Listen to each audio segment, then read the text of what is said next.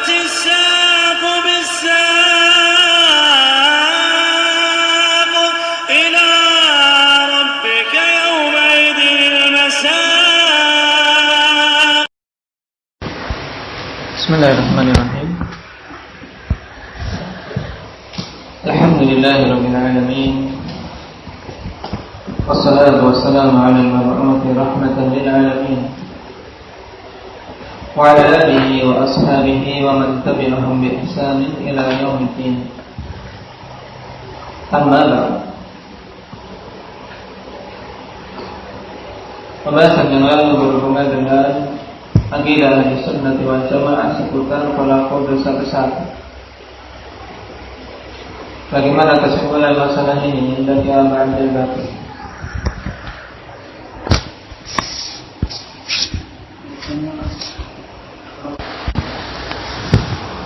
Baik, berarti kalau kita perhatikan kondisi pelaku dosa besar,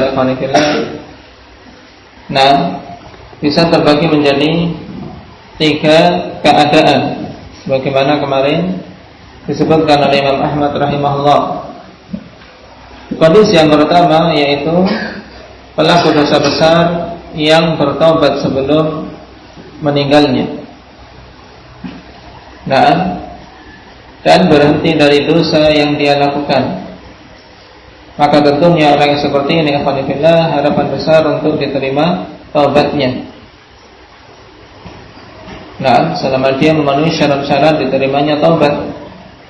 Di antara syarat utamanya adalah harus berhenti mencabut diri dari dosa tersebut. Nah, syarat yang lain apa? Tentang syarat-syarat diterimanya taubat. Indak ya Ahmad.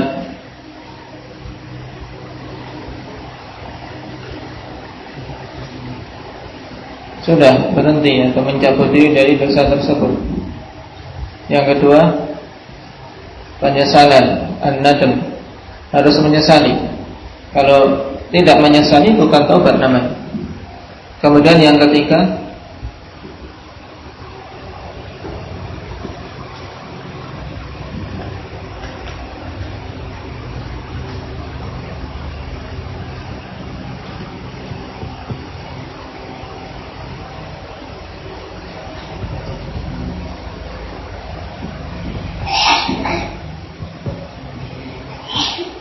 bertobat pada waktu diterimanya taubat. Nah, dia hendaknya bertobat sebelum tertutupnya pintu taubat. Yang tertutupnya pintu taubat, nah, bisa dibagi secara umum menjadi 2, yaitu batasan waktu yang umum kapan? Sampai matahari terbit dari arah barat. Dan batasan yang khusus masing-masing pribadi kapan? Ketika nyawa sampai di kerongkongan. Syarat yang lain apa Umar?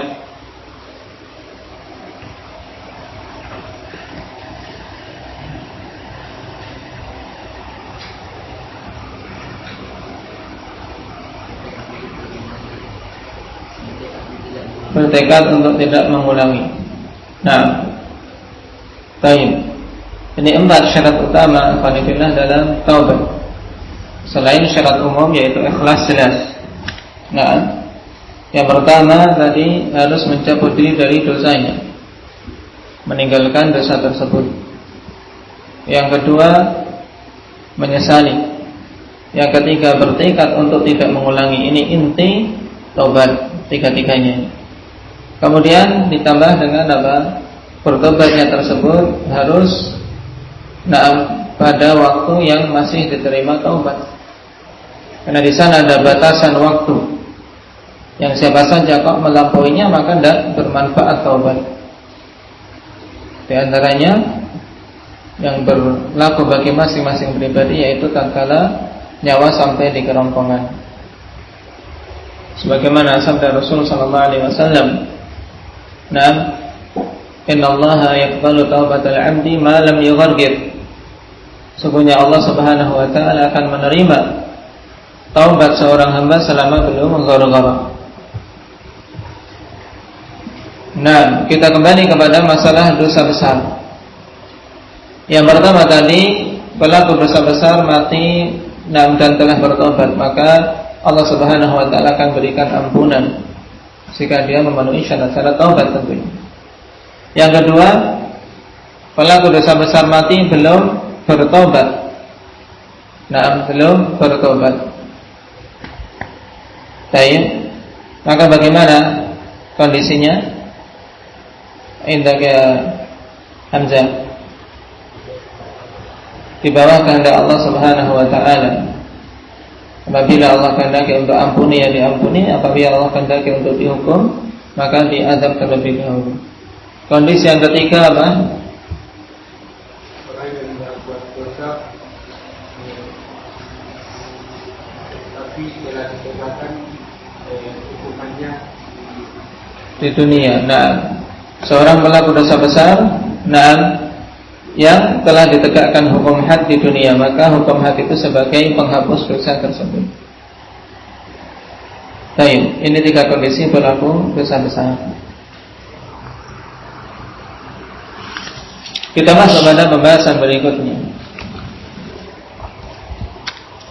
Wa rajmu haqqun 'ala man zana wa qad ahsana idza i'tarafa aw qamat 'alaihi bayyinah.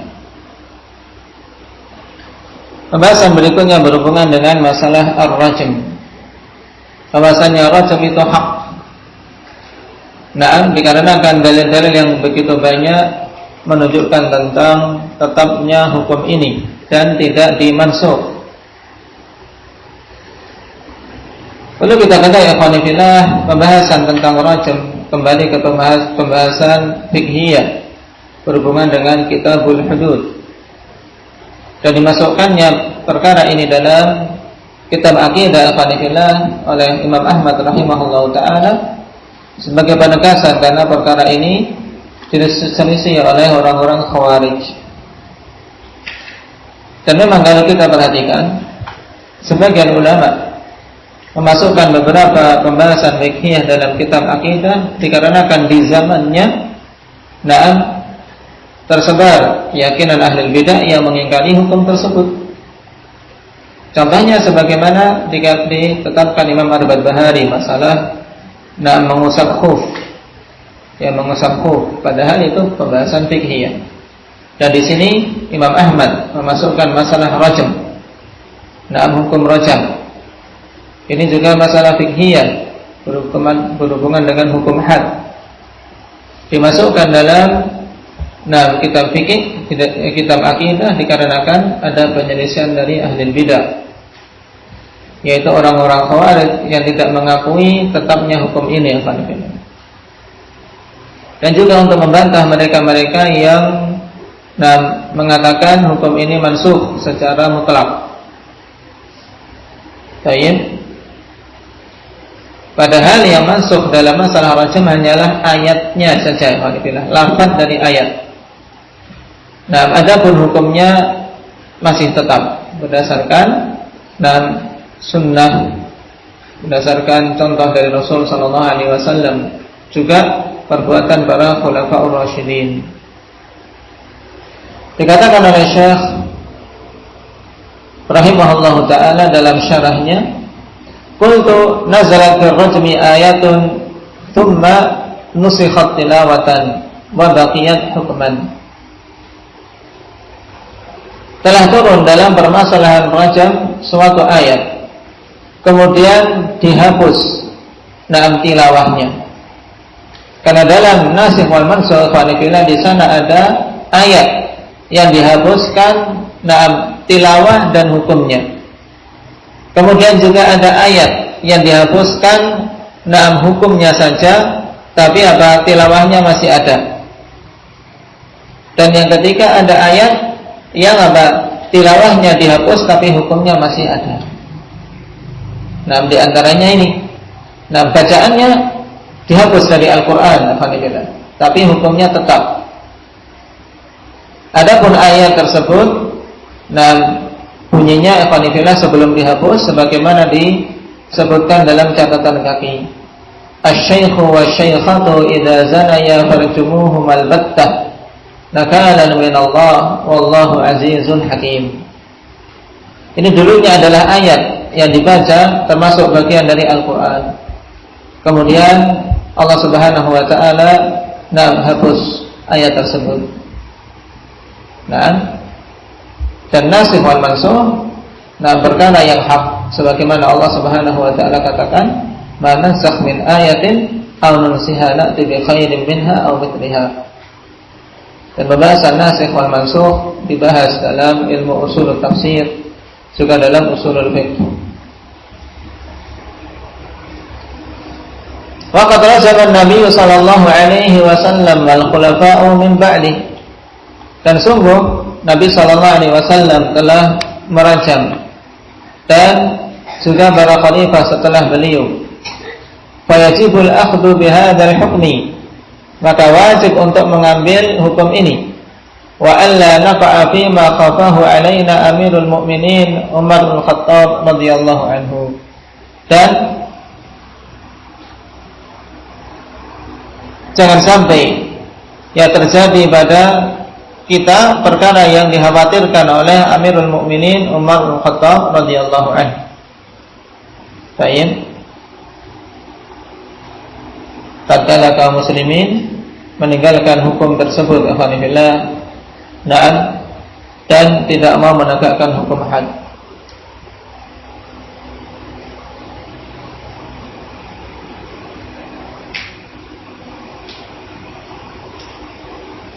Qala waqad rajama Rasulullah sallallahu alaihi wasallam. Nabi sallallahu alaihi wasallam telah merajam, yaitu memerintahkan untuk merajam mereka-mereka yang datang kepada beliau sallallahu alaihi wasallam meminta untuk ditegakkan hukum had. Qala Syekh Ahmad rahimahullah, rajama Nabi sallallahu alaihi wasallam ma'izan. Ma'iz, seorang yang datang kepada Rasul sallallahu alaihi wasallam mengakui bahwasanya dirinya telah terjatuh dalam zina. Sebagaimana dalam hadis yang dikeluarkan oleh Imam Muslim.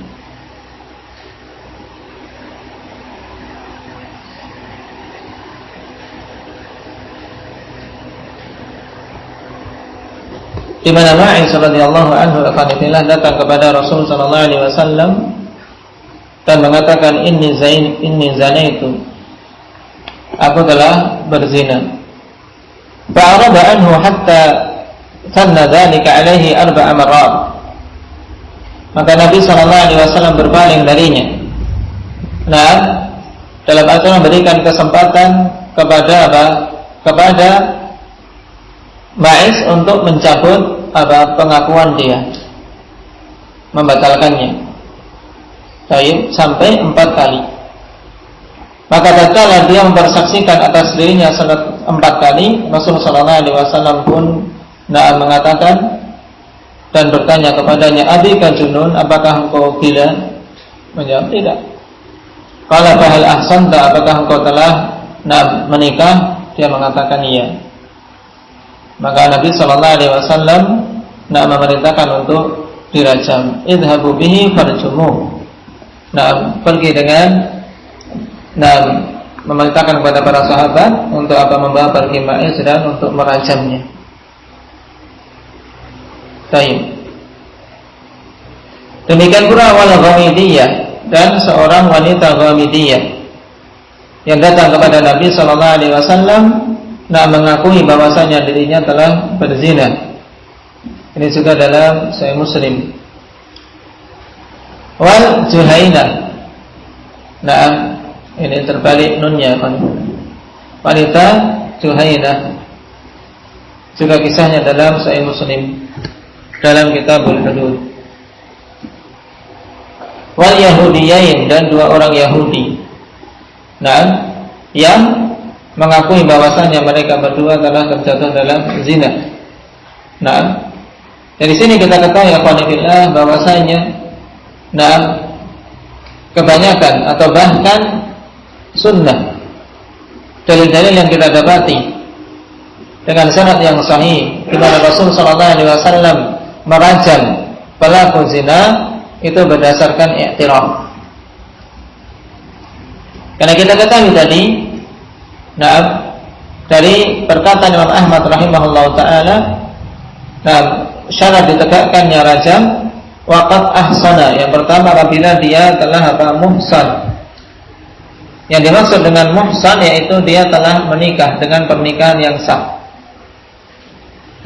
Telah menikah dengan pernikahan yang sah dan juga telah dukhul. Nah, setelah itu kalau dia berzina, maka hukumannya adalah rajam. Kemudian idza tarafa aw qamat alaihi bayyinah, di sini penjelasan tentang apa? Tentang jalan. Nah, ditegakkannya hukum rajam ini yang pertama berdasarkan i'tiraf, berdasarkan pengakuan. Dan cara yang pertama inilah yang datang dalil-dalil ikhwanillah dan terjadi pada zaman Rasul sallallahu alaihi wasallam. Nah, terjadi pada zaman Rasul semuanya adalah kasusnya i'tiraf, mengaku di hadapan Rasul sallallahu alaihi wasallam bahwasanya dirinya telah terjatuh dalam zina. Maka kemudian ditegakkan hukum rajam. Kemudian cara yang kedua, au qamat alaihi bayyinah, atau tegak atasnya bayyinah. Baik. Tegak bukti ya qanibillah. Nah, dan untuk perkara yang kedua ini, harus ada bukti dengan didatangkannya 4 saksi. 4 orang saksi yang semuanya betul-betul melihat dengan yakin alhamdulillah perzinaan tersebut wal'iyadu billah. Baik, betul-betul melihat dengan yakin. Dan untuk perkara yang kedua ini tidak kita dapati dalil yang menunjukkan telah terjadi. Dalam artian di zaman terdahulu betul-betul terjadi perzinaan kemudian disaksikan oleh 4 orang, dipersaksikan oleh 4 orang untuk apa? Ditegakkan hukum had. Karena memang apa? Ini perkara yang sulit, dalam artian sulit, dan persyaratan yang apa? Persyaratan yang sangat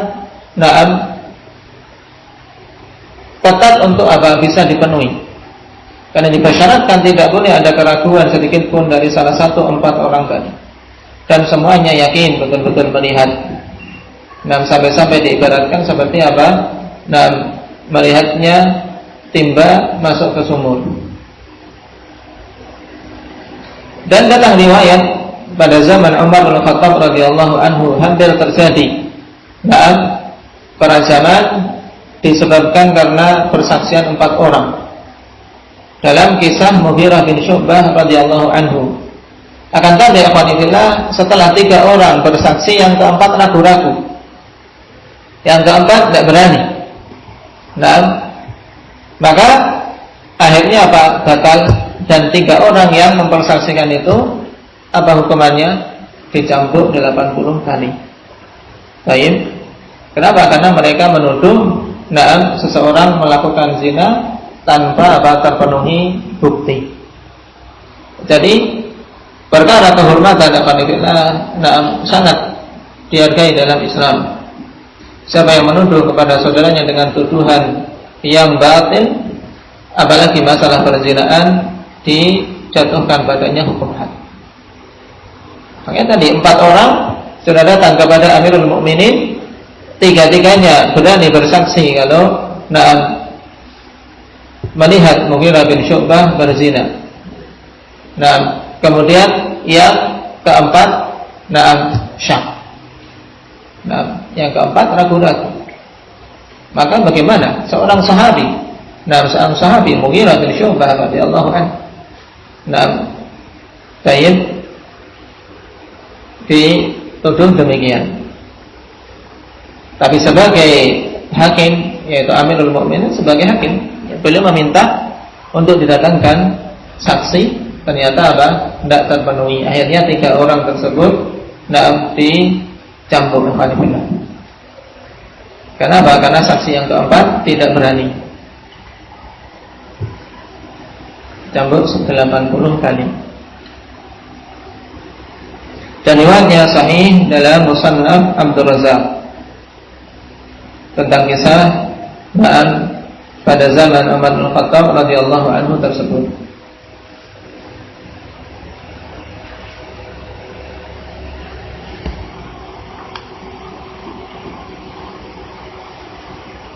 Dan juga di antara bentuk bayyinah ikhwanillah yaitu adanya apa? Kehamilan. Atau karena al-habal atau karena kehamilan. Nah, jelas misalnya seorang perempuan hamil. Kemudian padahal suaminya sudah mati misalnya. Ini dari mana? Jelas ini apa? Bayyinah yang tidak bisa apa? Tidak bisa dipungkiri bahwasanya dia telah terjatuh dalam zina. Karena tidak mungkin dia didatangi suaminya karena kematian sudah lama misalnya, sudah 2 tahun, tiba-tiba dia hamil. Baik.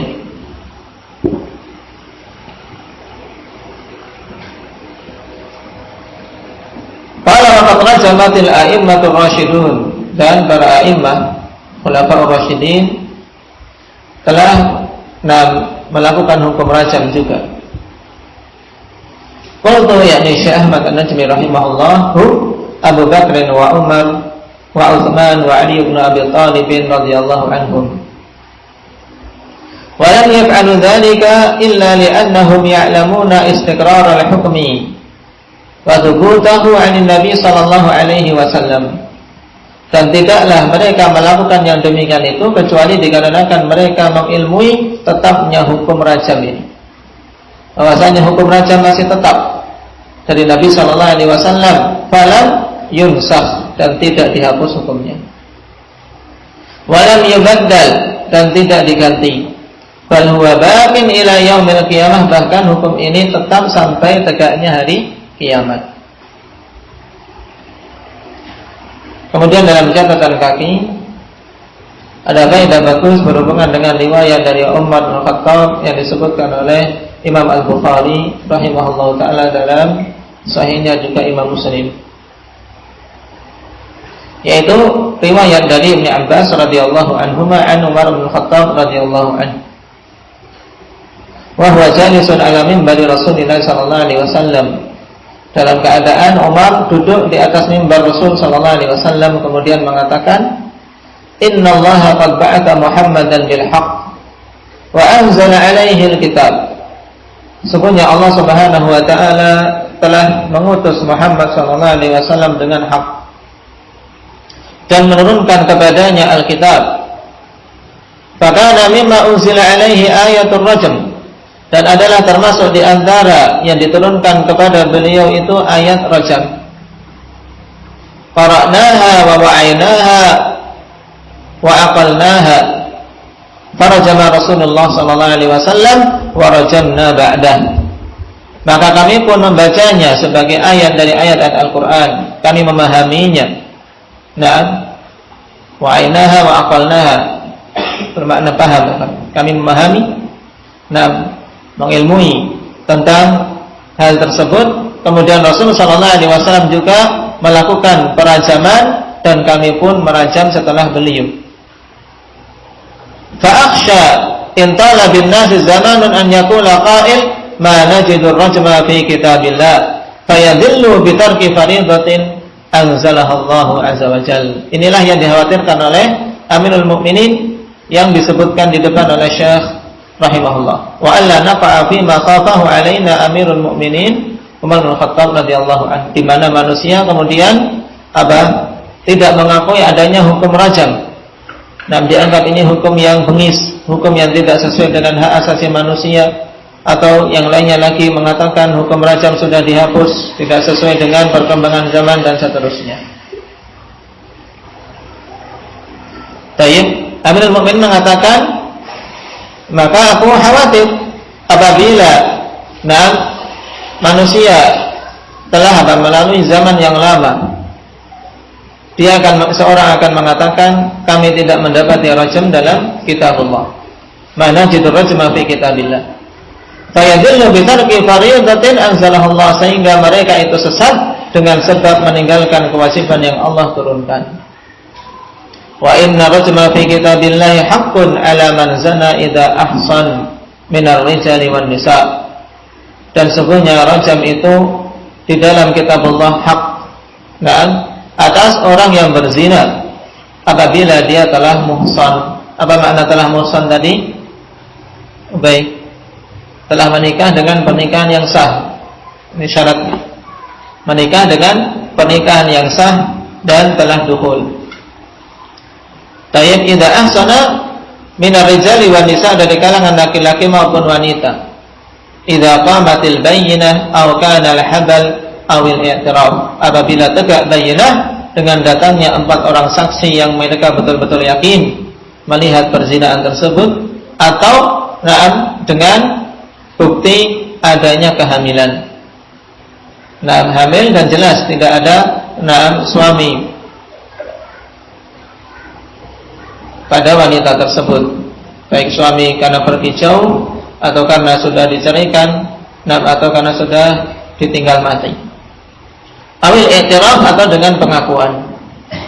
Dan yang datang sunnah fanifillah sebab ditegakkannya rajam pada zaman Nabi SAW yang sampai kepada kita adalah berdasarkan yang ketiga, i'tiraf, yang menunjukkan tentang kebaikan dalam hati generasi terdahulu, di mana tatkala mereka tergelincir dalam suatu dosa, mereka betul-betul menyesali dan ingin mensucikan diri darinya.